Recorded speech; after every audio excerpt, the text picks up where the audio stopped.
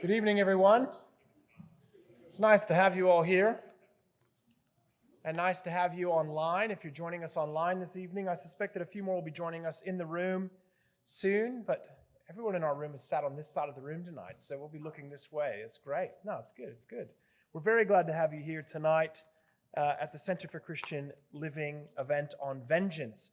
My name is Chase Kuhn, and I have the privilege of lecturing here at Moore College in theology and ethics, but also of serving as the director of the Center for Christian Living, which is something I really enjoy because I get to meet all kinds of people and listen to them especially talk about all kinds of issues that I'm still working through in my own Christian discipleship. And tonight will be no exception as we consider this topic of vengeance. This year we've dedicated our 4 live events to looking at Matthew 5, and in particular the ways that we think about the law in the Christian life. That is, how do we actually appropriate the law and see the law written on our hearts and living under the law as we follow Jesus? In other words, how does Jesus transform our perspective on the law? And tonight we're going to hear that systems, even Old Testament systems of justice that were based on retaliation, aren't appropriate within the kingdom. Instead, Jesus advances our thinking to give ourselves to those who are evil. Listen to what Jesus says in Matthew 5:38-42. You heard that it was said, an eye for an eye and a tooth for a tooth. But I say to you, do not resist the one who is evil. But if anyone slaps you on the right cheek, turn to him the other also.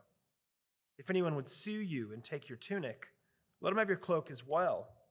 And if anyone forces you to go 1 mile, go with him 2 miles. Give to the one who begs from you, and do not refuse the one who would borrow from you. These are very difficult verses, but we trust in faith that these are good and true words. And so tonight, I'm really looking forward to hearing a presentation from our main speaker and questions and answers with him and his wife later on as we think about appropriating this in our life. As we come to consider these things, please join me in prayer. Father, thank you for this privilege to gather this evening here in this room, but also virtually through the benefits of live stream. Thank you for those that will join us all over the place and will hear these words now or later. And we give thanks to you, Lord, for the goodness of your word and the ways that following after Jesus, even actually following the way he lived, would be instructive and good for us. Thank you that Christ was willing to submit himself even to evil unto death on the cross so that we would be forgiven and set free from the very evil that put him there. Lord, we are grateful for your kind gift of your Son and pray that you will bless us as we meet this evening. We also want to give thanks, Lord, for the Gadigal people who met on this land for so long and had stewardship of this land. We're grateful for them, Lord, and pray that you'll continue to bring peace between the settlers that came after them and the First Nations. All these things, Lord, we ask in Jesus' name. Amen. All right, before we hear from our speakers, I should introduce them to you. Our primary speaker this evening is Dr. Andrew Errington, who serves as the rector of Newtown, Erskineville Anglican Church. For all of those that are in this room, you are in his parish, and he says welcome to you. You're most welcome. If anyone's looking for a good church in the area, it's just up the road. He has a PhD in theological ethics, which has been published as a fantastic book, Every Good Path, Wisdom and Practical Reason in Christian Ethics, and the book of Proverbs. I've really enjoyed reading it myself. It won't be for the faint of heart, but it will be a great, stretching, and wonderful read for you if you take it up, and I do commend it to you. His wife, Lauren, will also be speaking with him this evening and helping us think about some of the practicalities as we address questions later on. Lauren serves as a clinical family therapist, serving as the executive director of the Family Systems Institute. And I'm very grateful that she was willing to join us this evening. Thank you, Lauren. So before we hear from our speakers, just give me a moment, please, to run through a few practical details. First of all, you would have received, those of you coming in, a program for the evening, which you'll find an outline from Andrew's main talk that you can look through there. You can also submit questions for later on this evening through the Slido app, sli.do. If you put that in your web browser, your phone, or if you have the app, sli.do, and the code for that is vengeance. Vengeance. Oh, sorry, I'm wrong about that. The code for that is retribution. I apologize. The event is vengeance. The code is retribution. So put in retribution. You can ask questions there. You can vote up questions that you might like to hear answered as we take them later. And for those of you in the room, we'd be glad to hear from you in person too. So feel free to ask questions as the mic comes around. For those that are in the room, toilets are located just this way for the men and just behind this wall for the women. And after our event formally concludes at 9 o'clock, for those of you that are here, we'll have some supper just next door. We'd be very glad for you to stick around and talk about the things that we've heard this evening and enjoy fellowship together. And for those of you online, while we won't enjoy your presence with us, we hope that you'll have somebody else that you can meet with and continue to discuss these things. For those of you that are online, we don't anticipate any technical issues, but if you have any, we recommend you just refresh your web browser. And if you really get stuck, you can post questions there through that chat opportunity on the website. And as I mentioned before, I believe your programs are online. For those of you in the room, we also have a couple of bonus goodies that we've been having, and hopefully those of you that are online will get one someday. We have fridge magnets for you. So don't throw these out. Actually, stick it on your fridge and join us in praying for the Center for Christian Living. Use the QR code to get into further resources from the center. This will take you to our website where you can explore and look around. And as a bonus for being in person tonight, we're giving you our CCL annual for free through the business card that's there, and you can download that as an ebook as you're able. All right, let's get on to our program. Please join me in welcoming Dr. Andrew Errington.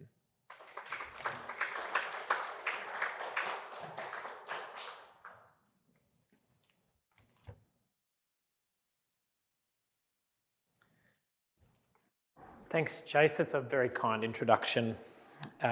You and my mum, it seems, have both read my book, so that's great. It's also, I'm grateful to Lauren for being here to help think about the practicalities of this topic. It will make the evening much more interesting, her presence and ideas, so I'm really grateful for that. And I'm going to try and move through my kind of talk part relatively quickly in order that we have a fair bit of time for discussion. But I'm also happy to pause actually along the way, especially for people in the room.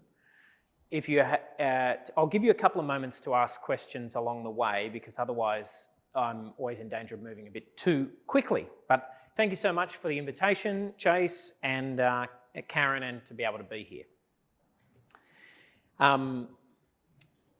Let's go to the next slide, Caitlin. So it's a famous Goya painting, and I just want to begin with that because in a way it sums up the alternative that Christ sets before us, I think, and I think it was intended to do so, even though he was a strange fellow and pretty depressed. But just take that in for a moment, and then let's go to the next slide, Caitlin. So we live in a world that is full of fantasies of vengeance. If you pay attention to this theme, particularly in popular culture, you'll start to see it everywhere, like everywhere. It is very hard to watch an American action movie that is not about vengeance. Actually, the theme of vengeance has been a persistent theme of Hollywood movies and other ones. Jason Statham, I think, is the current embodiment of this theme, but it even extends to recent productions that you wouldn't think would have it, like The Rings of Power. Tolkien never was much into revenge, but it has infiltrated even The Rings of Power, and even Galadriel seems to be motivated by revenge these days. Batman, Clint Eastwood.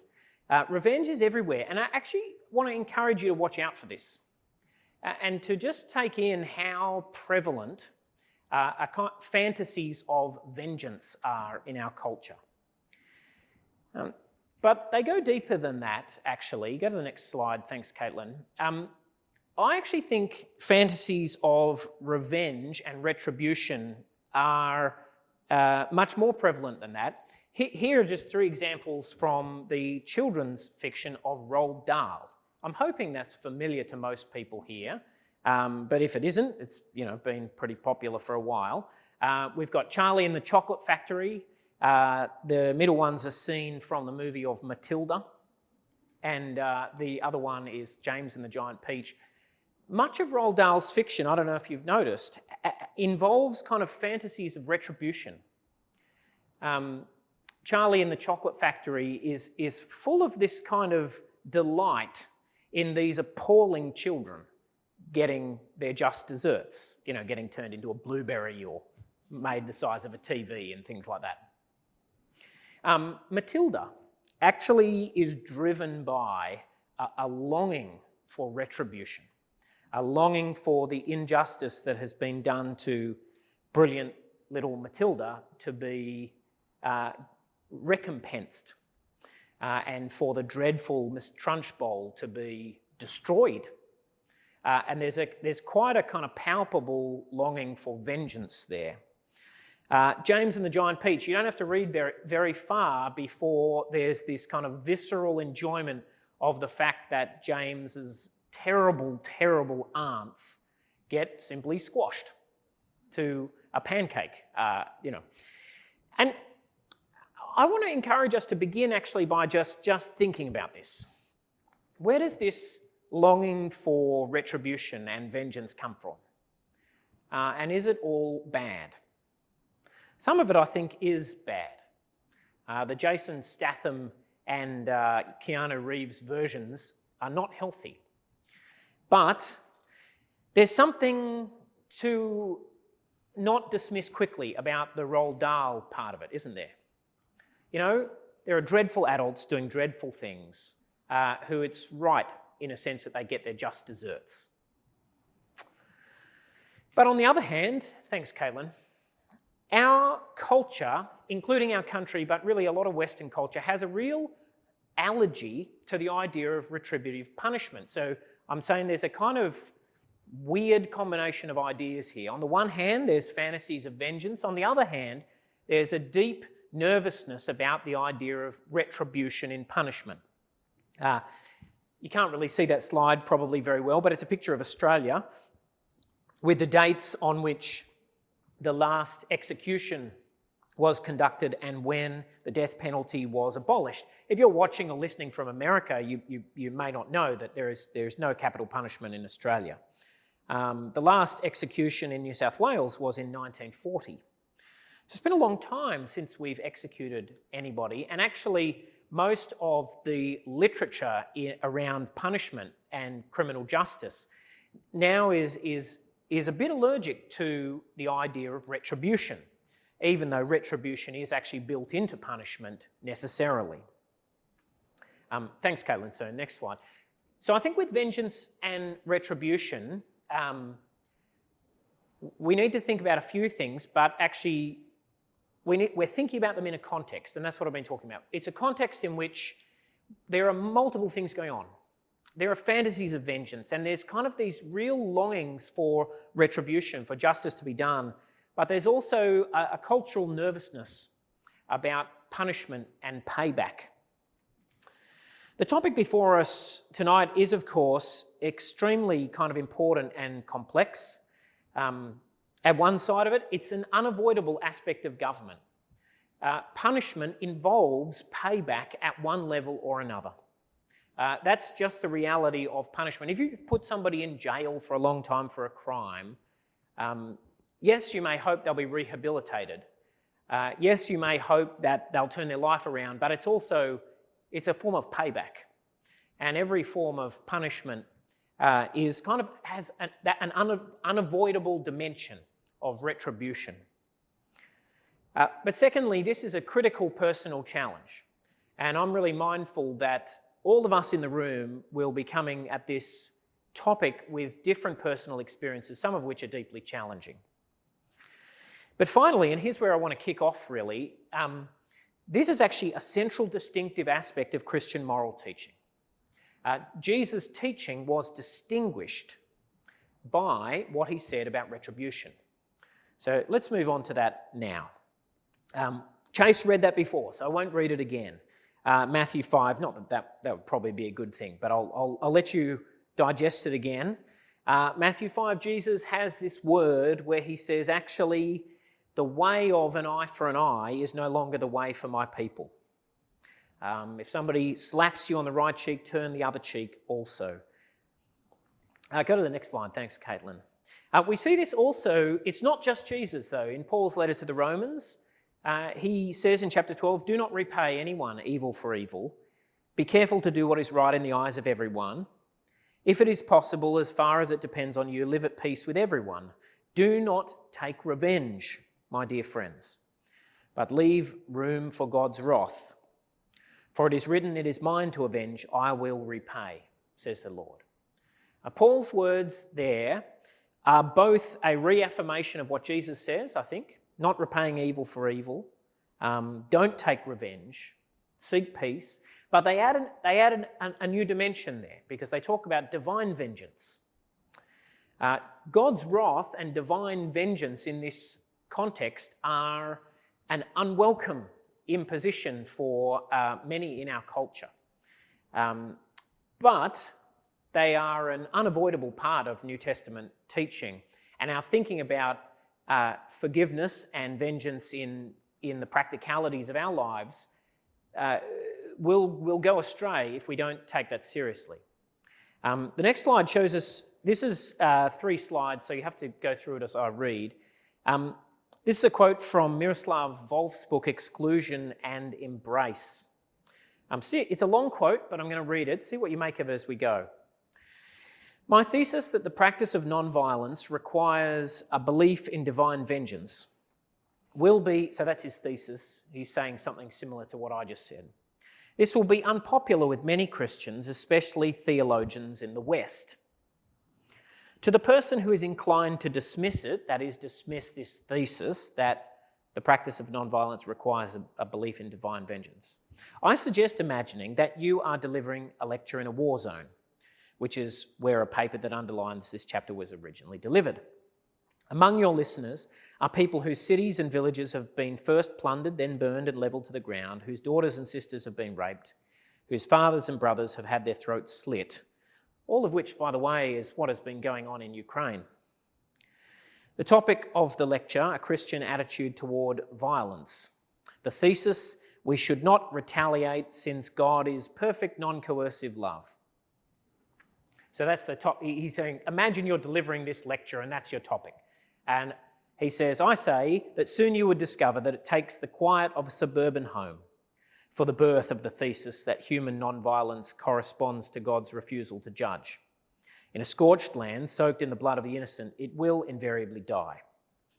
As one watches it die, one will do well to reflect about many other pleasant captivities of the liberal mind.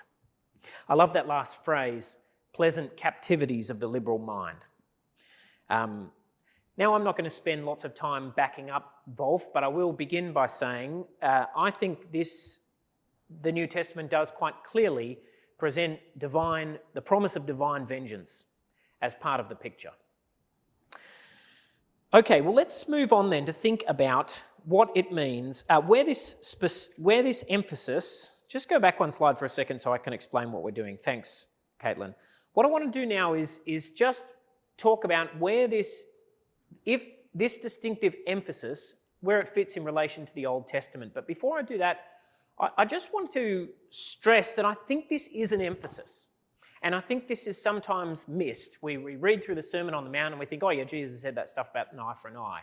But actually, this emphasis on non-retaliation and forgiveness is right at the heart of Jesus' moral teaching. It permeates it.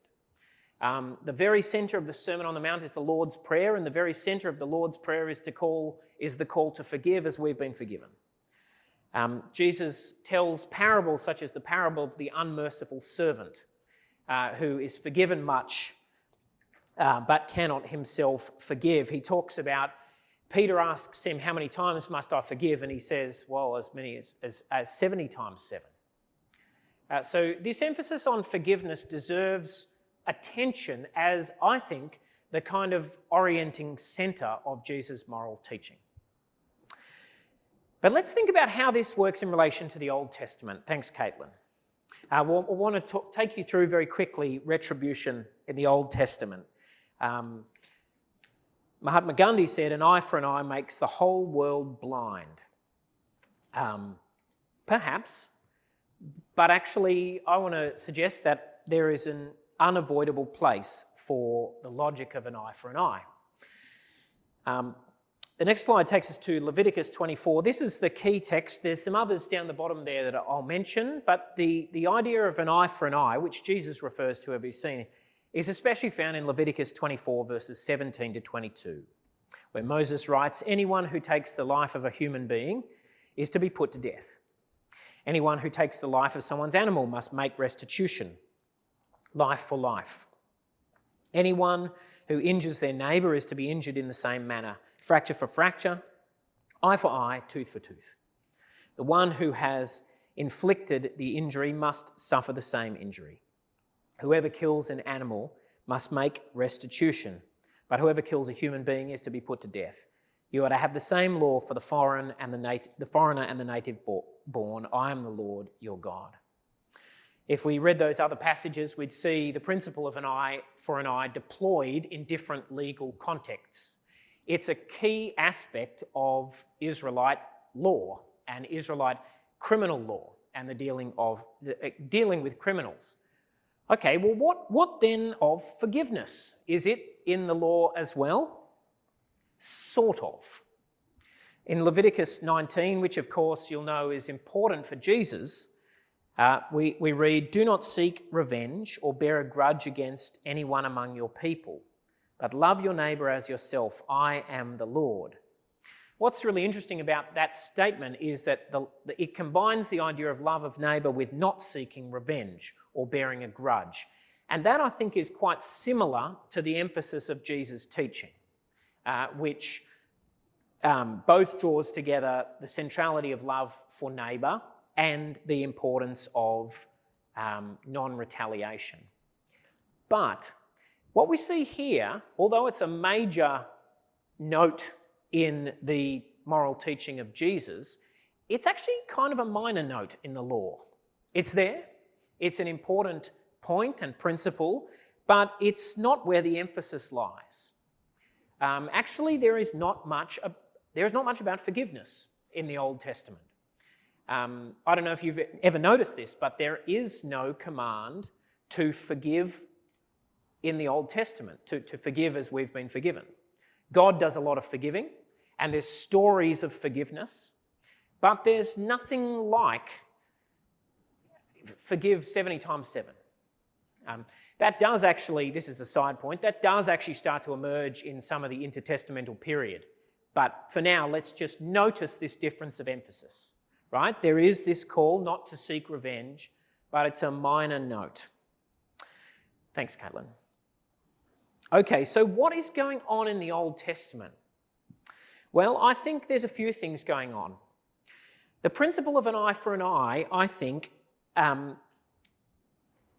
draws together two different things. One is the danger of vengeance. I'll say more about that in a second. And the other is it's a principle of proportion and restraint.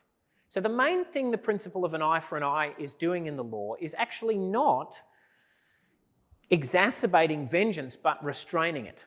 The point of this principle is actually to restrain the desire for vengeance and to ensure that punishment is proportionate. Do you see that? Do you see there's a difference there? Proportionate punishment means punishment that fits the crime. So if somebody's, injured a hand, their hand has to be injured. That principle is meant to put an end to actually a cycle of violence. Because actually the Old Testament is deeply aware of the danger of vengeance and the danger of spiralling vengeance. The next slide shows us I knocked the microphone. The next slide on the left-hand side you can see there. This is part of a speech from Lamech, who is Cain's descendant. It's in Genesis 4, so very early on this emerges. And what we see emerge right there in Cain's descendants is actually a desire for violence and retribution. I think this is a side, and I hope this is not too troubling, but this is the kind of material we're looking at. I think this is a very important text for thinking about domestic and family violence, because what we see here in Genesis 4 is Lamech essentially controlling his wives through a threat of violence. It's very awful, but it's striking that he says this to his wives. Lamech said to his wives, Adah and Zillah, he's also the first polygamist, so all-round bad dude. Adah and Zillah, hear my voice, you wives of Lamech, listen to what I say. I've killed a man for wounding me, a young man for striking me. If Cain is avenged sevenfold, truly Lamech 77-fold. What's very important to notice about that is not just the way in which Lamech is controlling his wives through this threat of violence, but also the way his vengeance is specifically disproportionate, right? So he's killed a man for wounding me. He's a young man for striking me. This is precisely not an eye for an eye.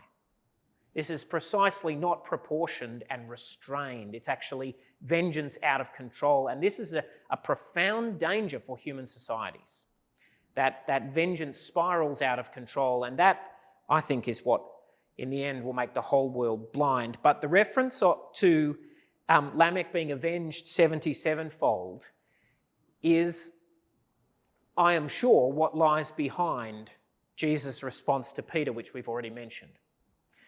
Jesus presents his disciples with a way of being in the world that is the precise opposite of Lamech's way.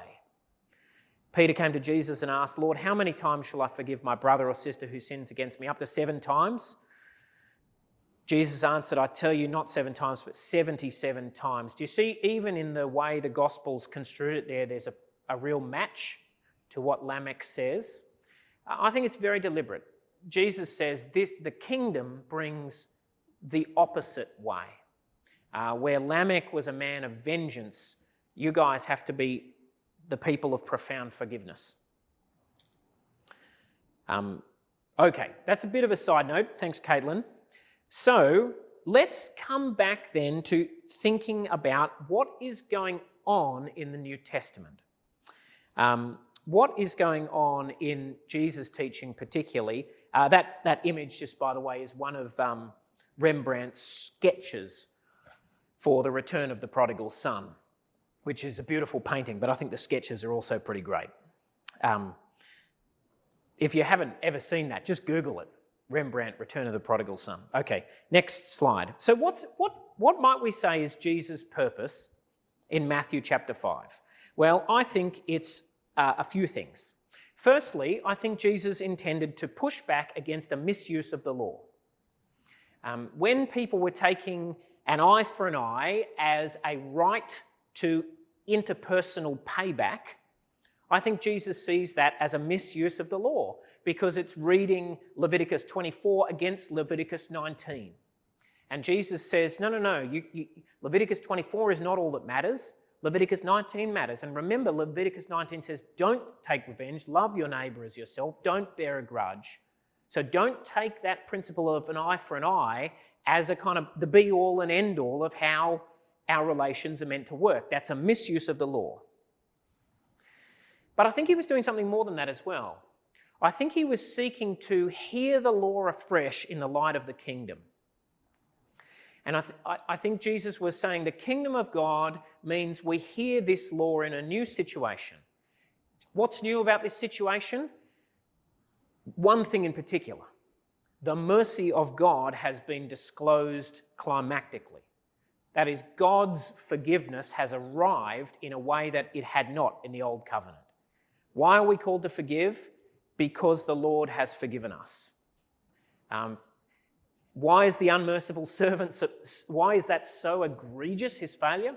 Because he was forgiven such a great debt. And Jesus is saying to his followers, this is the context. The context of God's mercy is a situation in which you must now read the law. And it gives a new priority and a new centrality to forgiveness. One more thing, I think, here. Thanks, Caitlin.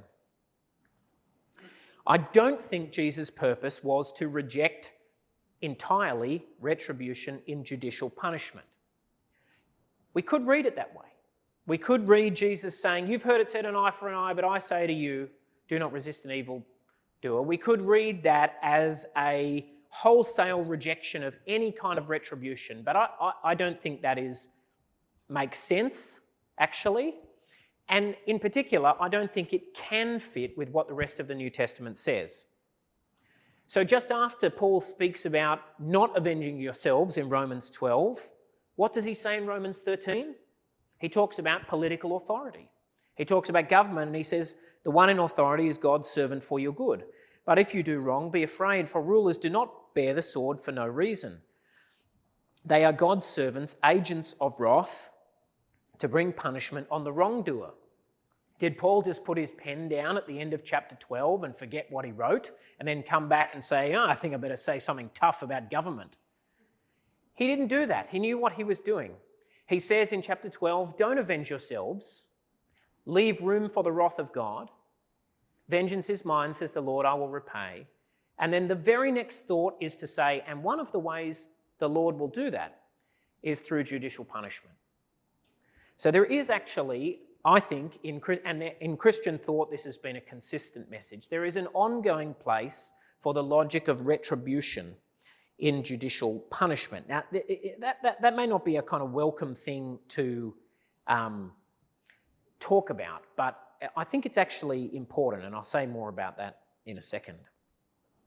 But the reason I think it's important not to dismiss that principle of an eye for an eye in judicial punishment is because, as we've seen in the Old Testament, it's actually a positive thing. It's a principle of proportion and restraint. It actually works against, just to a side point, it works against the logic of punishment as a deterrent. Right? The logic, if your logic for punishment is deterrence, to deter others, actually that can lead you into all sorts of more elaborate forms of punishment. Our culture's discomfort with the idea of retribution can really open the door to an openness to the logic of deterrence. But I think the logic of deterrence is actually much worse.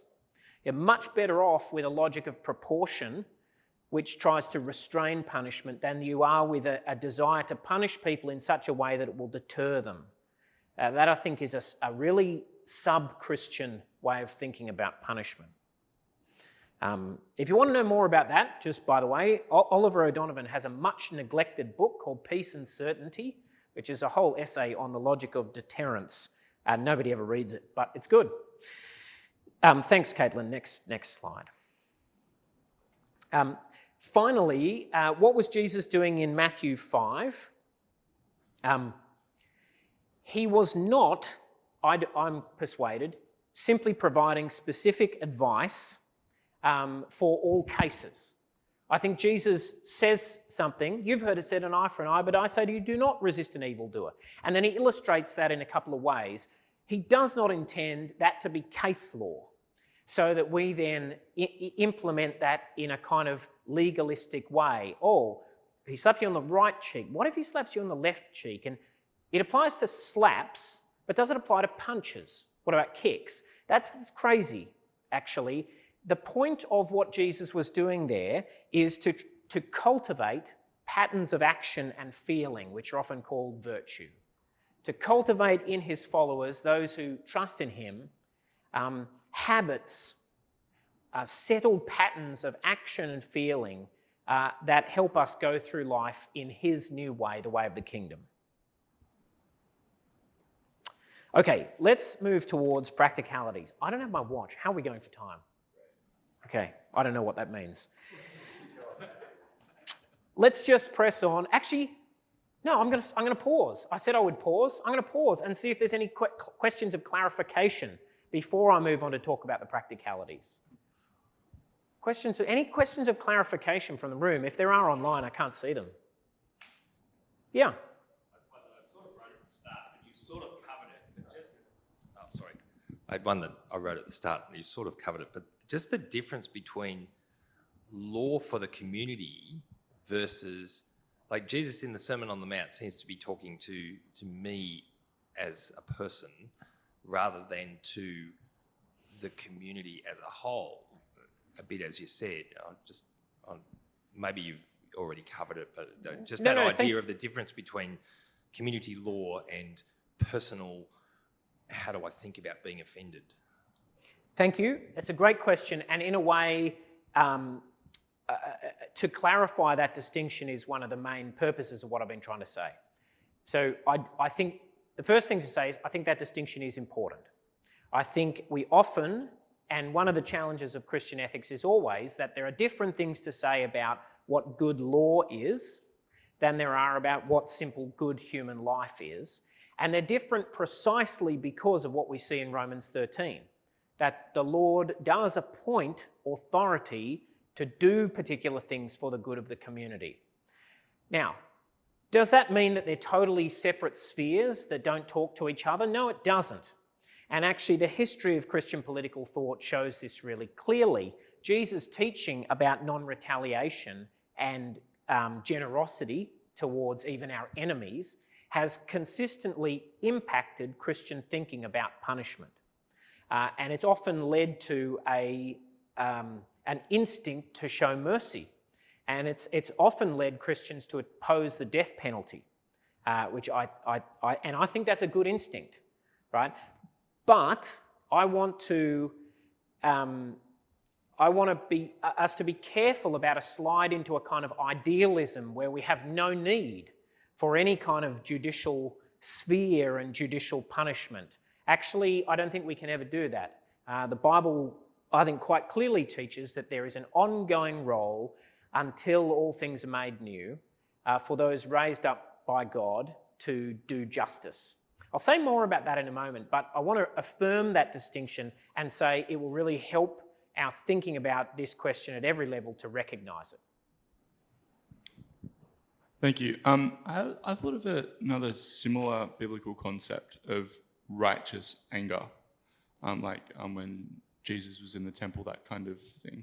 And I just had a thought then that that's a similar concept of vengeance. I was just wondering if you could quickly perhaps define the difference between the two. Maybe we should come back to that question at the end where we're talking a bit more about practicalities. I always want to be convinced that righteous anger is really righteous. Actually, Jesus says almost nothing about that. You know, if you do a kind of inventory of his teaching, he's got much more to say about loving your enemies than he does about being righteously angry. That doesn't mean there's no place for anger. I think the Apostle Paul says, be angry but do not sin, and there is a space for anger, particularly about injustices done to others, I think. But when it comes to our own, really what we're mainly talking about is offences to ourselves. And that's where this material about non-retaliation comes in most. Of course, there's complexities there. You know, there's others who are so close to me that they're almost myself. So we can come back to that a bit. It's a good question. Let me do the practicalities bit and see if that helps. It may not, but we'll see how we go. Okay, so what I want to do now is move towards some of the practicalities. I stress that we're not going to get everything done here.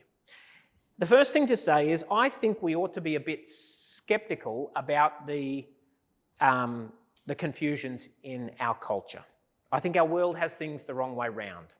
A cultural love of vengeance and an enjoyment of fantasies of revenge is going to cultivate precisely the wrong habits in us. Watching Jason Statham vengeance movies, I suspect, is bad for you. I'd watched some myself, and I'm not like, maybe you have to work that out for yourself. Maybe it helps get it out of your system. But we do not want to be cultivating a desire for revenge. But also a refusal to punish with some degree of proportion is also problematic. As I've said, I think a retributive baseline for thinking about punishment is far more helpful than thinking in terms of deterrence. I think the problems of our culture probably arise at root from a loss of confidence in divine vengeance, a loss of confidence that the Lord will repay somehow.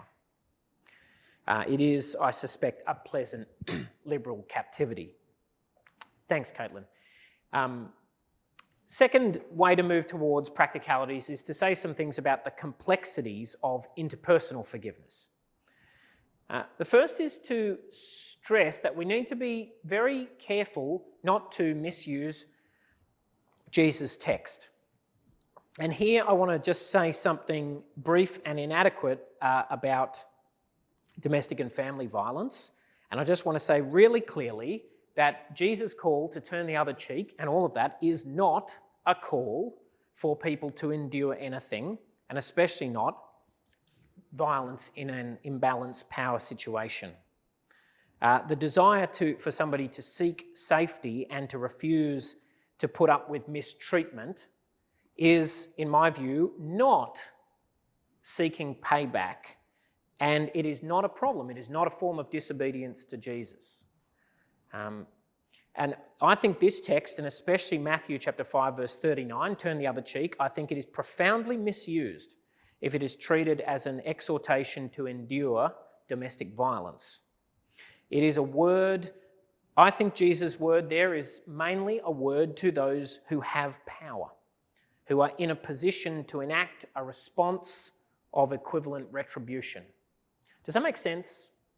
I know that could be troubling for some people, and we can sort of bring it up in questions, but I encourage you to seek useful conversations if that's something difficult. But the main thing I want to say there is Jesus' call not to resist an evildoer is not a call to endure domestic violence. And if somebody is using the text in that way, they are abusing it.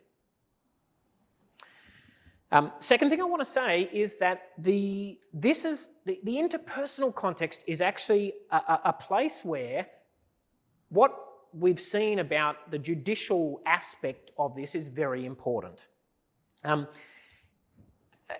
One of the things to notice here is that in Western legal tradition, certainly British legal tradition, serious charges, and in Australian law, the serious charges, it's the difference between a summary offence and an indictable offence. That's a key distinction in criminal law. A summary offence is like if you graffiti something, that kind of level. An indictable offence is if you robbed a bank, right? Or beat someone up.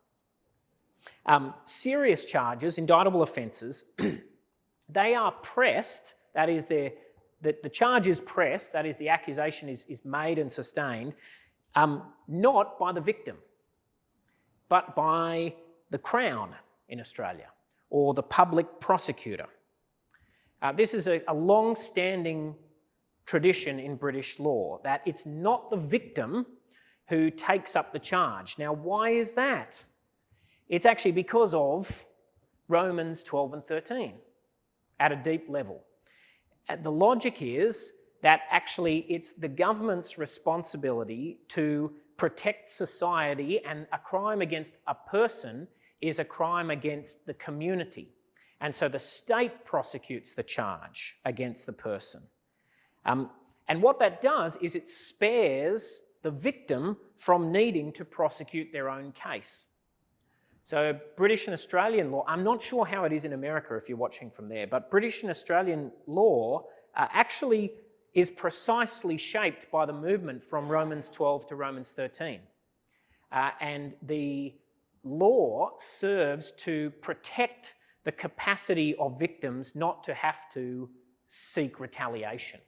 I just think that's a very interesting thing, and it's one of the ways in which there can be a kind of service of the law to our ethics. So to put it simply, I think a well-functioning judicial system is meant to secure the space in which non-retaliation is possible. Final thing to say is about our cultural moment. what we should... Oh, actually, go back, sorry. I need to make just one other comment. I've got what we should aspire to there. So thinking about practicalities, and we'll talk about this more in a second, but I think in our relationships with one another, where we should be left with is we should think about what we should aspire to, and what we should aspire to is to refuse patterns of relationship that are characterised by retaliation. To refuse patterns of relationship that are characterised by retaliation and a desire to avenge. I think that's part of what the Apostle Paul is talking about when he says that love keeps no record of wrongs. As we've seen, that's a thread that you can find right back in Leviticus. Don't bear a grudge against your neighbour, but that Jesus weaves into the centre of the tapestry. Our cultural moment, point C, I just want to suggest that we ought to think about these dynamics also as a church. In Australia, at least, now is a time at which we are being pushed as a church. Perhaps pushed back, perhaps insulted at times. Sometimes we bring that on ourselves for being idiots, but sometimes it's really unfair. What will our approach be in this moment? Will our approach as a church be to seek to fight, to retaliate, or to give way? For whom are we fighting, and what is driving us? Friends, I really think at this time we ought to hear quite loudly Christ's call not to avenge ourselves, to seek peace and gentleness even when it is infuriating. And we can do all this because, and this is the last thing I want to say, thanks Caitlin, we can do all this, of course, because we believe and we know that God has given judgment. And he has given judgment in a way that both avenges and gives life. In a way that both retaliates and condemns sin and condemns evil and brings the dead to life all at once in the death and resurrection of Jesus. It is God's act of perfect judgment which both tells the truth about sin and brings retribution and also brings forgiveness. And the confidence in that reality, which will be played out in eternity and perfected in the coming of Jesus, can give us confidence to endure great difficulty in the face of trial. There, I'll finish. What do you want me to do? Pray? I'll stay here. All right. Thank you. Thank you, Andrew.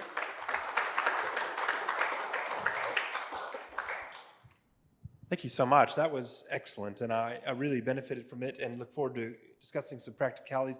I might actually invite Lauren up if that's okay as well.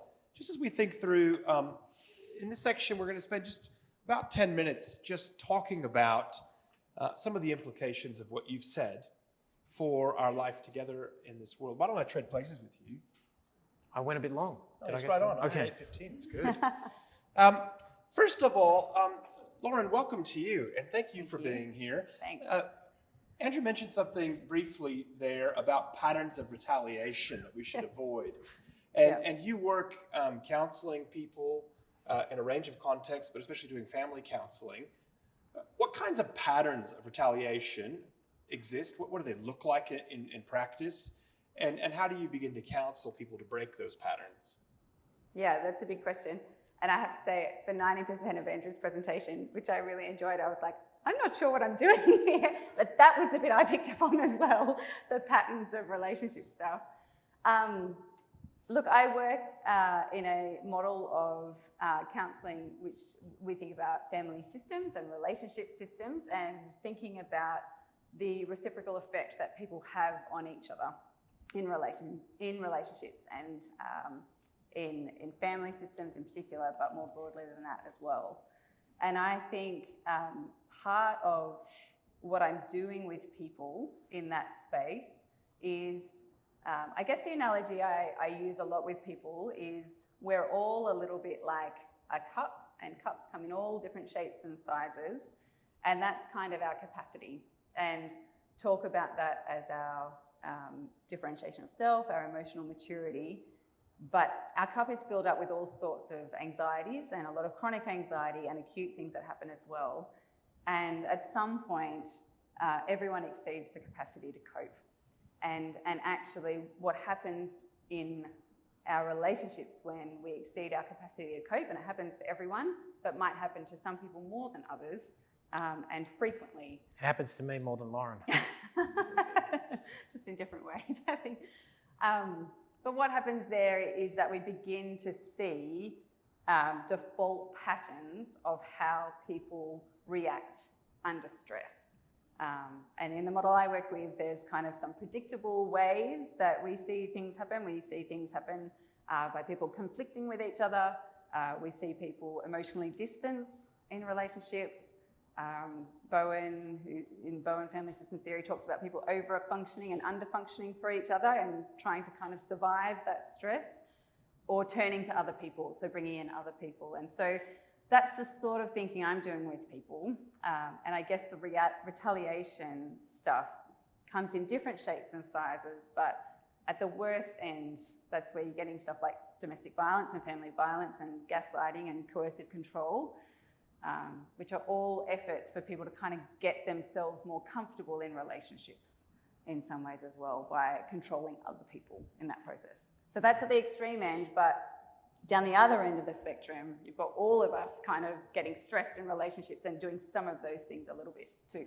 Yeah, what are the surprise ways that may go under the radar for us? Just simple acts of retaliation, the kinds of things we may not think are flagrant offenses, but just little ways that we might actually take a jab. Yeah, it's a good question. I think, well, I'd be interested to hear what you think as well, Andrew, as well. I have no experience of you doing it. So. I think gaslighting, what you said about, that's an interesting comment.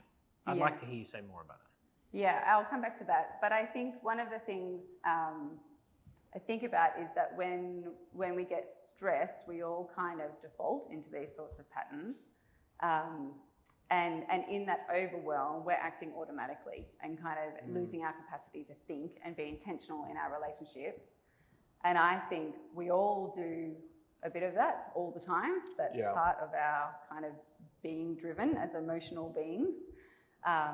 But losing our access to our thinking and being able to operate out of intentionality or principled thinking in that space is where we lose control. Yeah. But we like to try and control others in that process. That's very and I interesting. think that's where your question goes with that. Yeah, I was having a conversation with a few people today about this. I get particularly grumpy and anxious when I'm really tired. Yeah. So in those moments, I'll find I will receive something, maybe not intention for my harm, but I will receive it as a personal offense, and I will bite back, either with passive aggressive, ways, or with deliberate words to kind of match what I think is a jab at me. I'll just jab back to think somebody deserves it, and I think it can be very ugly. Yeah.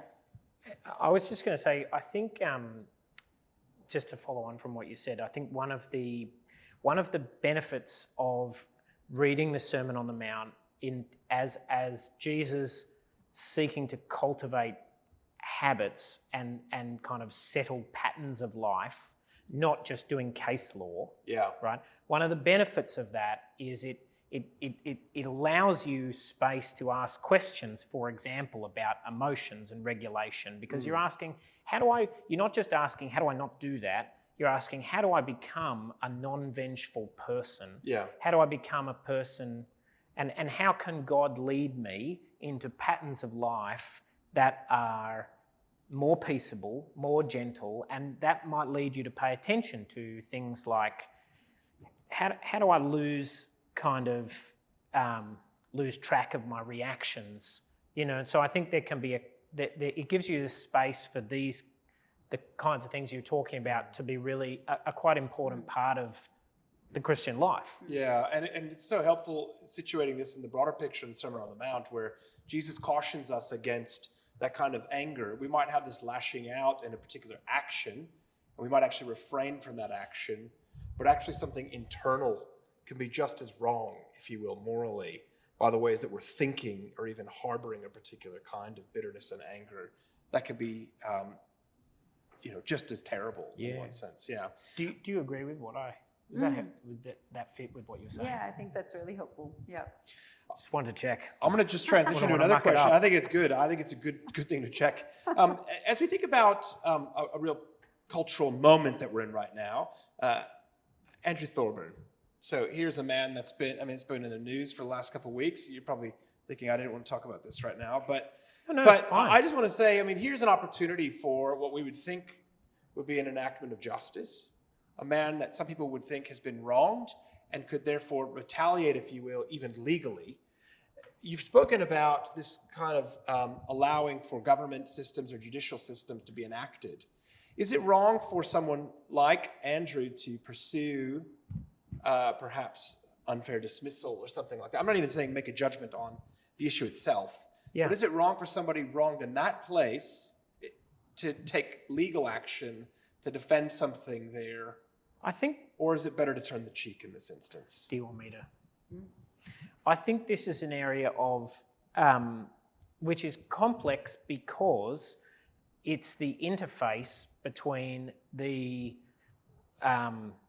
Christ's call on us as individuals and as a community, and good law, right? And I think that interface is happening all the time, but I think it particularly comes up with the question of, do I seek legal recourse for this?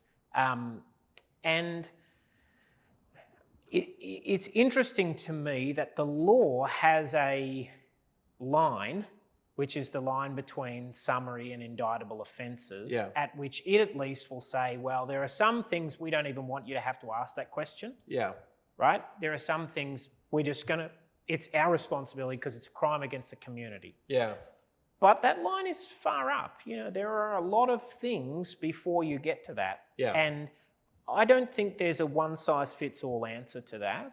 But I do think we ought to hear pretty loudly texts like, Titus 3 is such an important text because Paul writes, remind them to be subject to rulers and authorities, to be obedient, to be ready to do whatever is good, to slander no one, to be peaceable and considerate, and always to be gentle toward everyone. And then it goes on, because, is what he implies, at one time we too were foolish, disobedient, deceived, and enslaved by all kinds of passions and pleasures. We lived in malice and da-da-da-da-da. But when the kindness and love of God our Saviour appeared, he saved us. Yeah. And it's this, Paul is saying you have to adopt a posture of generosity and gentleness in the world because, you were once an idiot too. Yeah.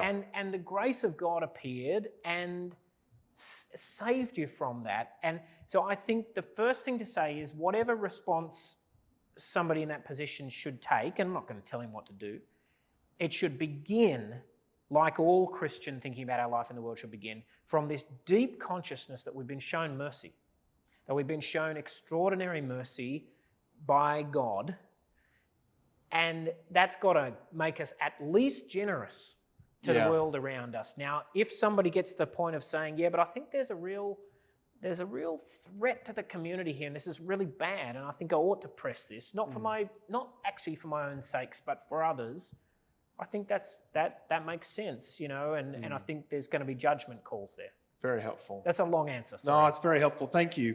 I'm going to let you both have a break for a second. Here's a water bottle for you. We've got here. You can go have a seat for just 1 second. We're going to give a couple of announcements, and then we'll take some questions in just a moment. Just as we move to taking some announcements, I just want to tell you again about the Q&A. You can put in your code retribution on Slido. Prepare some questions for us, which we'll be taking in just a moment. We're going to save a good chunk of time because we always run out of time for questions. So we want to make sure that we actually give a fair amount of time to that. And that'll be coming in just a moment. But as we have a break from our program, I just want to give you a couple of announcements. First of all, I am really excited to tell you about our events for 2023. These have been a long time in the making, and I'm very excited about next year. We are going to be looking broadly at a virtuous life, and we're going to be looking at this through the lens of 2 Peter chapter 1, so 2 Peter 1. There's a long virtue list there, and we're considering 4 of the virtues that are listed for us there to explore what it looks like for us to enact these in the Christian life. And I'm very, very thankful for the lineup of speakers that we have. Some of my colleagues, David Honey and Mark Thompson. Mark was here this evening. Thanks for being here, Mark. They'll be speaking to us, as well as an international guest that we're bringing out, Professor David Van Drunen from Westminster Seminary in California. In what will be a big turn in our program, we're making one big shift that I'm excited and I'm excited about. We're going to move to running exclusively on donations, and so rather than asking for fees for in-person or online at different rates and things, what we're going to do is try to offer a better opportunity for genuine partnership in this work. So this already, I'll just tell you, runs at a loss as it is on the generosity of Moore College. My boss is looking at me right now with glaring eyes saying, yes, it does, and is sweating bullets as I'm telling you about moving to donations. But we really want to make our resources as widely accessible as possible to as wide of an audience as possible. And so we're asking people to partner with us in tax-deductible donations. At each event, you can come for free, or you can make a donation as you come and get your ticket, because you'll still get a ticket, but it just will be for the amount that you choose to pay. We'll also be looking for people that are really interested in helping people think well on biblical ethics these days to be partnering with us in bigger ways, and we'd be grateful if you'd consider that as you think about your giving for the new year. We are letting you know about the titles of our events this week today, and so here they are. On March 15th, I'm going to kick off the series on the question, is love really all you need? Love sometimes serves as the supreme virtue or the summary of the law. And so I want to ask the question, is love really all you need? What is specifically good about Christian love in particular over against a world that says love is love? Second, David Van Drunen is going to give us a double event. First of all, a public lecture on the glory of humility, and then a more popularly pitched lecture on virtue in an age of virtue signaling, Christian character in a characterless society. On the 30th of August, David Honey will consider self-control in an era of self-actualization. And then on October 18th, Mark Thompson will talk about the power and pain of perseverance. So those are the events next year. The reason why we're telling you them today is so that you'll register. Registrations are open. But also so that you'll make plans. Invite people in your community. Invite your church. We want groups coming. We deliberately put them on Wednesday nights so that small groups can join us. And so please come. Join us in person here. Join us online, wherever you are in the world. We'd be really glad to have you partnering with us next year as we keep thinking about the Bible being applied to our lives. Second, as we continue to produce resources, our podcast is available. And if you haven't discovered that yet, I really hope that you'll check it out. You can find the podcast on all of your normal listening venues, or you can go to our website. The most recent episode that we put up, and our next episode is a 2-part conversation with my colleague Jane Tour on our new book, Embracing Complementarianism, and thinking about the ways that we can actually enact better partnership between men and women in our churches. So there's a responsibility for us to be living well together. I hope you'll check that out. Third, our CCL annual is still available on our website. This is a compilation of resources from last year. And again, for those of you in the room, you can use the download code there that we've given you on that little business card, or you can gift that to a friend if you'd like. This is a way for you to connect with some of our resources and read through them. They're pretty bite-sized chunks. I find they're nice, quick reads, but really edifying. And it's a compilation of live events transcribed, of some essays and from students and speakers, as well as some transcripts from our podcast as well. And finally, just more broadly, Moore College offers a whole range of resources, and we're often telling people about degrees for everyone, but we actually have a non-degree that's actually really for anyone and everyone. It's called a preliminary theological certificate that's been around for decades, even though it's been refreshed regularly. And the PTC, as it's known, is an unaccredited course that helps you think well about the Bible, theology, and the historical foundations for our Christian faith. And this really helps Christians at any level to keep deepening their faith. I met a woman last week at the Gospel Coalition conference, and she was telling me just how excited she had been about her faith. She hadn't studied for 30 years. She got onto the PTC, and it's just been this reawakening of this love for study, especially studying God's Word. And so I really commend it to you. Go to our website and find out about the PTC. There's a sample lesson that you can check out online, and then the units are about $50, and you can do them at your own pace. So I really commend that to you. All right, that's it for announcements for me. We're going to take questions now for the Erringtons. So I'm going to invite them back up, and I'm going to get onto Slido and see how we're going here with questions. Before I do that, though, we have a roving mic in the room. Sam, does anybody have a question in the room before we get onto Slido? I've got a few here. This is great. I have a question, Chase. Yes, Andrew. How come I didn't make it into the annual? It's a bit Because awkward. that was... It's all right, it's I'm be- just kidding. It might be because it was late. Not late from you. I mean late in the year. I'm just kidding. I'm saying I think it might have come out. I don't know. This is Awkward. next question. Thanks so much, Andrew. I really appreciated your kind of delineation between thinking about government and the individual. We live in a society where the court of public opinion is also this kind of third category, particularly through media and social media. How does that fit into the biblical picture? Where would you place that, and how would you engage with that? Just a distillation of the question for those that may not have heard. We talk about sort of public courts, that is civil courts or courts for the state, and then public morality. But there's this other court that's around of public opinion and how that impacts both of these worlds. How would you speak to that? It's a really good question. I think the problem with the court of public opinion is that it's not a court. It's just a kind of form of shaming. Yeah, it's not just, is it? It's not actually interested in hearing evidence or evaluating things carefully, and that means it's profoundly problematic. I mean, I just think the realm of kind of just public judgment is just a deeply problematic aspect of our society, and it's exacerbated by the way judgments are made on social media. I mean, I think all I can say is my own instincts are to be led by these moments in the New Testament where you seem to get Paul kind of pushing the church towards a kind of stance towards the world outside, which is a stance of generosity and a willingness to suffer. And it's interesting that Paul, I think, is very realistic, right? So there's that great verse so Titus 3 is one text. There's that great verse in Romans 12:18, which I read before. If it is possible, as far as it depends on you, live at peace with everyone. I love that because it's so hedged about with qualifications.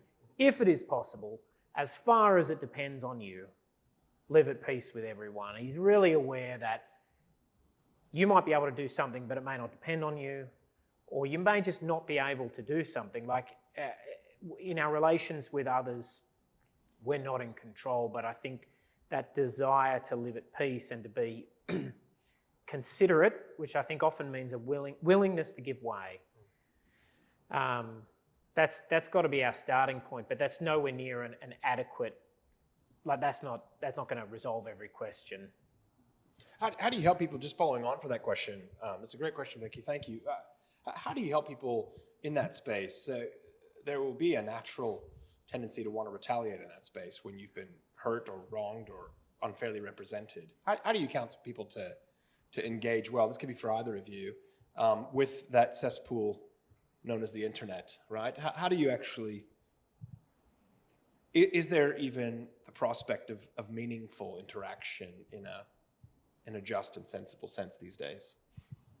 I mean, I do think, sorry, do you want to say something first? I think we live in an extremely anxious and reactive society, and I think it moves fast, and social media channels that. Yeah. And it's interesting to me. I just noticed this week that I think it's Paul Tripp has written a whole book on reactivity, and that's really interesting, right? So, Yeah. so that's the world we're living in. And I think it's a real challenge for individuals to get clear on their own thinking in the midst of that and work out what are your biblically informed principles? How do you think? How do you do your own thinking? How do you stay grounded in the facts when that is the kind of swarming world that we're kind of in?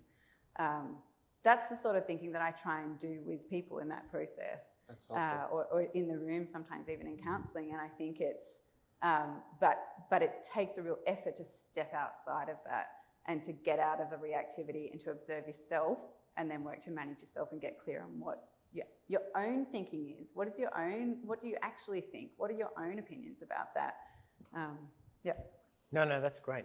I was just going to say social media is a really important context to learn to not be, retaliatory. There's that proverb: a hot-tempered man stirs up strife, but a calm spirit quietens a squabble. Yeah. And I think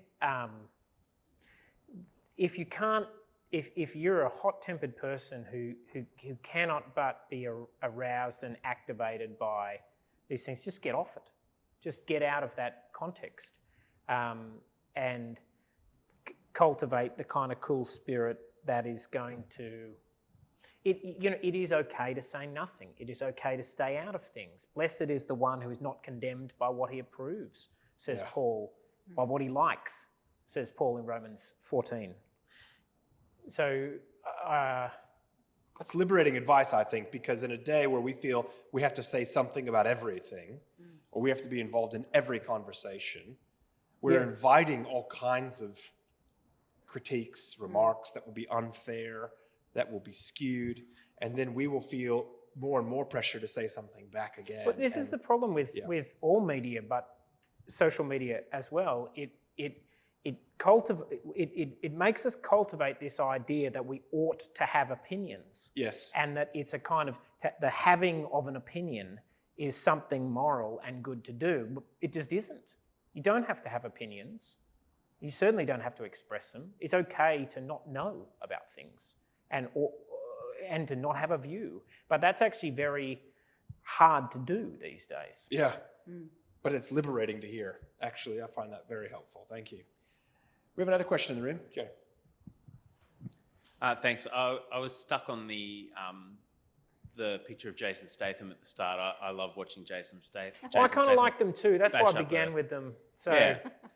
it's kind of talking to myself. Or John Wick or anything. My question John Wick. is, I can imagine that it's problematic to be kind of fantasizing about being the person dispensing justice, because you're thinking about being the one to enact the vengeance. But is it a different matter seeing justice being done? And I mean, you brought up Roald Dahl and the Yarnies getting squashed by the peach and all that, and I don't know, like the Three Little Pigs and the wolf gets it at the end. Is it something about? Is there something of a love of justice in there to go, it's good that the wolf got what was coming to him, not because I'm bloodlusting after the wolf, but because it's just good that he got. It's good. The question is a great one. Is there something about this where we should feel wrong about a love for justice or desire for justice, even when we're being told not to retaliate? How does that play out? No, so I agree with where you're going with that. I think there can be something good in a kind of longing for justice to be done. But we have to kind of feed that through the filter of what God has done in Jesus Christ and the fact that he's shown mercy to us, not simple justice, right? He's entwined his justice with mercy, and that ought to shape us deeply as people, so that more than our desire for justice, we have a desire to see mercy extended to others too, I think.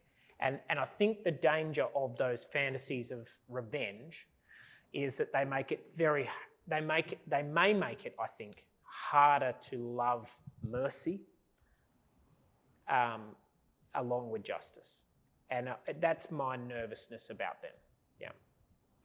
Thank you. But it's a good question, and I don't hear me like black and white. It's all bad. Don't do that. I'm saying there's questions we ought to be asking about how these are forming us as people. Yeah, and how do you contribute to that then? Also, an eschatological view, so an ultimate justice that we hope in. It's difficult when we feel immediately wronged. We feel something now that must be settled, where actually there's a promise that there will be a settling and a reckoning, if you will. But vengeance is mine, says the Lord. Yeah, and if it's good enough for the Lord to be that patient and that merciful, then we ought to be hoping for that in ourselves as well. You're not particularly into violent action movies. What would you say about that? Like this? I mean, you don't have to have an opinion. No, I don't. Yeah, I don't have to have an opinion. No, I think we're not on that point so much, but I think on what you've just said is that I think it's hard to be in an uncomfortable space. Yeah. And I actually think it's a real challenge to be able to manage ourselves and stay uncomfortable rather than moving to get more comfortable automatically or to do things so that we just feel more comfortable, if that makes sense. On the back of what you said, I think that's, we automatically want to get more comfortable, I think. This is what I talk to people about in relationships all the time. We automatically do that and sometimes intentionally do that, but actually it's a real test of skill and character to be able to stay in discomfort for longer and regulate yourself in the middle of that. And we are in between times, you know, and that's part of that, I think. So it is uncomfortable. Yeah. And there's something about cultivating that sort of love, gentleness, patience, peace, self-control. I mean, these things are all wrapped up in that kind of living with that discomfort, isn't there? Yeah. Just coming back to the question about righteous anger, it's very striking to me. The early church was its first instinct was always to be deeply suspicious of anger. Like deeply suspicious of anger. Anger is almost certainly bad, was the kind of instinct. Now, if you go through all that and you find out, oh, it isn't, that's a kind of miracle of grace, and that's good. But mostly our anger is covering our own shame or fear or just a kind of vicious reaction to being hurt. And, that's very helpful. So I'm not saying there's never a place for, like I think sometimes, you know, I do think there is a righteous anger, particularly when it's an anger that is produced by injustices done to others. I'm angry about things, but I think we've got to be very careful with anger. Yeah. We have an event that we did earlier this year in March on anger, which is part of our Commending the Heart series. I commend it to you. Oh, yeah. Sorry, I forgot. I don't mind at all. I'm saying that if you want to go back to that resource, you can watch the video or listen to the audio on our website. There's also one last year on forgiveness, which is one of my favorite events we've had, and I would commend that to you as well as a nice supplement to this material. I'll take a couple questions from Slido here. The one at the top at the moment says, what's the relationship between vengeance or punishment and discipline? God disciplines Christians. Is it right to say that he punishes or enacts vengeance on us?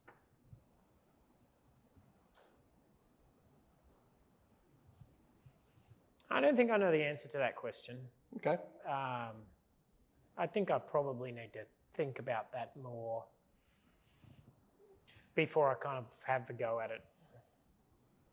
So I'm doing that now. But yeah. Okay. I'll leave it with you then. Yeah. Okay. I do think... Okay, I've got something to say. Yeah, go on. I do think there is a connection. Yeah. In a sense that there can be a kind of...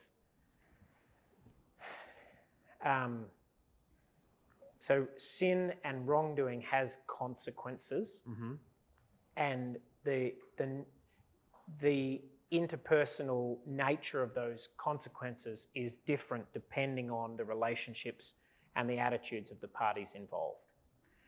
So if one of my children does something really bad and I punish them, send them to their room or, I don't know, make them sit on the floor or that is a punishment, and there's this sense in which that has a retributive dimension. But and that's because of the nature of the relationship. And is that a kind of discipline? Yes, but I think there's other kinds of discipline that are not about that, right? Yeah. There's discipline that is just a kind of training of oneself that is not retributive in any sense. And we know this because the English word discipline can be used in a range of ways. Like if I'm getting up every morning and There's a doing discipline, push-ups, which I'm not, but if I was, that's a kind of discipline. And it's hard, and it has a kind of it's painful in a way. Yeah. I think when Hebrews talks about discipline, I'd have to think further about what's in view, but I tend to think it's more like that. It's a necessary difficulty, but it's given for good, not as a payback in any sense. Yeah, it's more constructive. What do you think about I that? think it's more constructive that way. Yeah, I think okay. You're right. I think you're right. Here's a question from Matthew 5. I'm sorry if whoever asked that, I'm sorry if I totally missed Michael that asked it. question. I'm not sure which Yeah. Michael, but Michael asked it. Thank you, Michael. Could be Michael here. It could be another Michael. Josh has asked, does Matthew 5:41 suggest that Jesus is called to radical forgiveness and generosity in Matthew 5:38-42 also apply in cases where there is a power imbalance? So does radical forgiveness need to be applied also in instances of power imbalance? Yeah, I think it can, right? But I suspect that so that 41 is, if anyone forces you to go 1 mile, go with them 2 miles. I've heard from New Testament people that may have had something to do with, that may have been an experience that was familiar under Roman rule or something like that. I don't know enough to comment on that. I'm not saying that these things don't apply ever where there's a power imbalance. I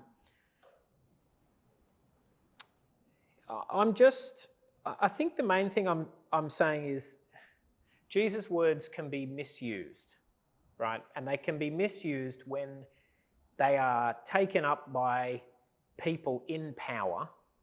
So we've always got to be suspicious when somebody in power is using these words to demand that people submit and be generous. That's an abuse. That's an abuse of Jesus' words. There's always got to be a kind of a freedom of the person to do this or not do it. Like if you're simply being forced to go 2 miles, that's not what Jesus is saying. He's saying to a person who has a freedom to do this or not. Yes, that's right. And so I think I'm trying to warn against an abuse of these. I think these verses are often abused. Yes, that's helpful. But does that answer that question, do you think, or I think not? it does, and I think it also makes a good distinction between when others are abused, as Peter talks about, for doing good. It's not necessarily in the kind of abusive relationships that we can think about in that power imbalance, but that kind of inescapable suffering for the kind of life they're living as a Christian in society that's different. Yeah. Can I ask you? I don't want to have said something about domestic and family violence and not given you the chance to say anything about it.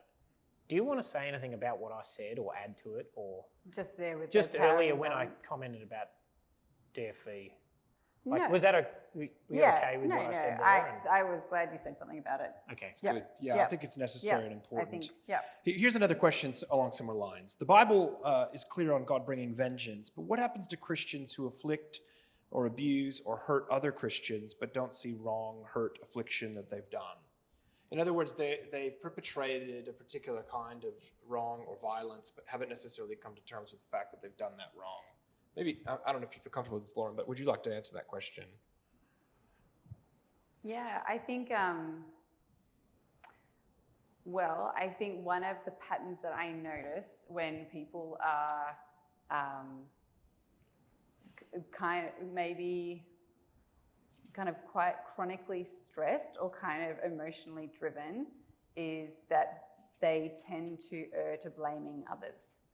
and there's limited capacity to observe their own role or take responsibility for their own stuff that's happening in the process. And that's an emotionally driven response.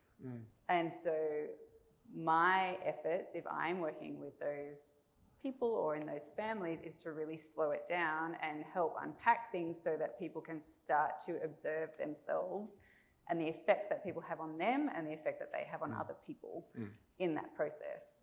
But it is an emotionally, and it's an automatic, protective, emotionally driven thing, I think, that people will blame other people. And we see this, I see this in couple work all the time, that it's about the other and the other needs to change and they need to do this and they need to do that. And it's very hard for people to see their own stuff in that process.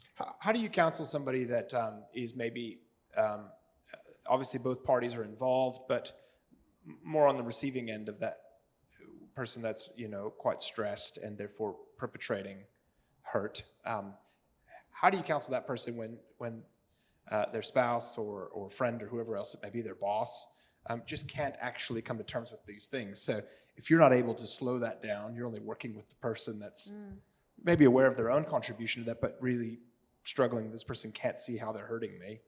How do you help them in that situation?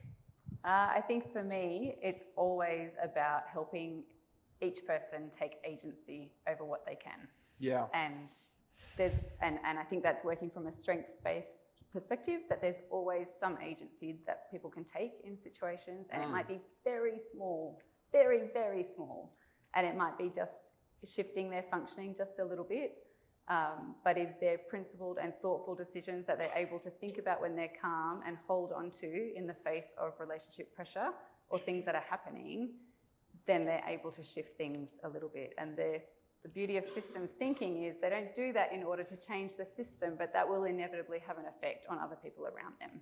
That's very helpful. In that. So that's... Thank you. Yeah. Andrew, do you want to say something on that as well? You? No, I mean, I don't want to disagree with anything you've said. I think all of that is actually, and it's nice to do this together actually, because all of that is actually more possible and easier if you have a confidence that the Lord will put things to rights and that the truth will be told in the end. Like, one of the things that can give you the confidence to live with people not facing things is this confidence that the truth will be told in the end. And I think that's one of the things we can say about the final judgment, is that it won't involve a kind of, like, the forgiveness of our sins is not a not telling of the truth. The image of it in the book of Revelation is the books were opened. Books of deeds, that's right. And also another book, which was the book of life. Yeah. But they're both read. Yeah. Right? And the works are told, and the truth is told. And you have these images, like, in all sorts of ways. There's another image in the Psalms: in the hand of the Lord is a cup, and he holds that, and the wicked have to drink it, and they must drink it. And there's this sense of judgment happening and being kind of known. The extent of the wrong is made known and experienced. And I think that's part of the promise, that in the end the truth will be told. It won't be shoved under a rug. Forgiveness doesn't mean you get a get out of jail free card from facing the truth. It does mean Christ's death is sufficient even for the forgiveness of the perpetrators of terrible things. Yeah. And the forgiveness is held out to them too. But they don't get to never have to face their deeds. That's very helpful. I think it's a good note for us. And I think that makes all that, like, all what you were saying about kind of taking responsibility for what it makes I don't know. I think it makes it more possible. Do you think it makes it more possible? Yeah, I think that's really a beautiful lens to kind of hold that in. I agree. Yeah. I think it's a great place for us to finish. Yeah. It's the last thing, isn't it? I mean, that's the final judgment and the day that we're looking forward to. Would you please join me in thanking the Erringtons for tonight and their contribution? Thanks. Thank you. I'm really grateful for the friendship that I've had with Andrew and enjoyed. I find it such a stimulating and helpful friendship to me, but grateful to have both of them doing in their respective ministries. And I'm thankful that they gave up their evening tonight. I'm grateful for you joining us this evening online and here in person. We're very glad for your partnership in this ministry and hope that it's been a blessing to you this year. I do encourage you to go back and listen to the other events from this year as we've looked through Matthew 5. Maybe you can do that even as part of your own quiet time in the coming month or two. As we conclude, I just want to also give real thanks to my assistant, Karen Bielhartz, who's running around behind the scenes tonight, but who makes so much of this happen. I'm really grateful as well for our tech guys that come and serve late nights for us, Simon and Daniel, and for the whole CCL student team that works behind the scenes. It's just such a blessing to be a part of such a fantastic fellowship of Christian people serving together, and so I'm grateful for them. As we conclude, I want to give the Lord the last word in 1 Peter chapter 2 as we remember Christ. This is what he says. This is a gracious thing when, mindful of God, one endures sorrows while suffering unjustly. For what credit is it when you sin and are beaten for it, you endure? But if when you do good and suffer for it, you endure, this is a gracious thing in the sight of God. For to this you've been called, because Christ also suffered for you, leaving you an example, so that you might follow in his steps. He committed no sin, neither was deceit found in his mouth. When he was reviled, he did not revile in return. When he suffered, he did not threaten, but continued entrusting himself to him who judges justly. He himself bore our sins in his body on the tree, that we might die to sin and live to righteousness. By his wounds you have been healed, for you were straying like sheep, but have now returned to the shepherd and overseer of your souls. Please pray with me. Father, we are thankful for this evening, thankful for this series, but especially thankful tonight that we can think of the ways we've been set free from the cycles of disproportionate vengeance and retaliation. Thank you for Christ, who submitted himself even to wickedness, even unto death for our sake. And thank you, Lord, for this great reminder tonight, too, that we also were once lost sheep and now have been found by you.